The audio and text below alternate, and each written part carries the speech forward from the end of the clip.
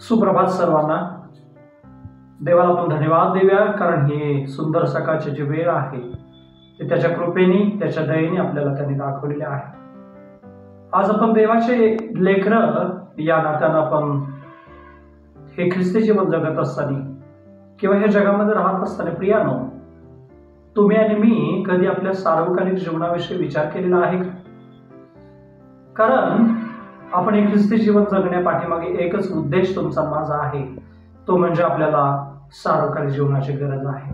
आणि सार्वकालिक जीवनाविषयी जर आपण पाहिलं तर पवित्र शास्त्रामध्ये स्वतः येशू ख्रिस्त ज्यावेळेस प्रार्थना करत होते आणि प्रार्थना करत असताना पित्याकडे विनंती करत आहेत त्याच्या शिष्यांसाठी, आणि त्या प्रार्थनेमध्ये योहान सुसमाचाराचा 17वा अध्याय 3ऱ्या वचनामध्ये येशू ख्रिस्त काय प्रार्थना करत आहेत ते आपण बघूया।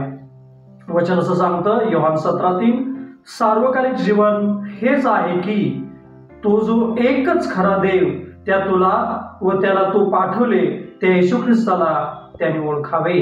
प्रभू येशू ख्रिस्त म्हणत आहे, सार्वकालिक जीवन हेच आहे की तू जो एकच खरा देव। आज प्रियानो, जर सार्वकालिक जीवनाची आपल्याला गरज आहे, सार्वकालिक जीवनाविषयी जर विचार करत आहोत, तर आपण जो एकच खरा देव जो येशू ख्रिस्त आहे त्याला ओळखत आहोत का?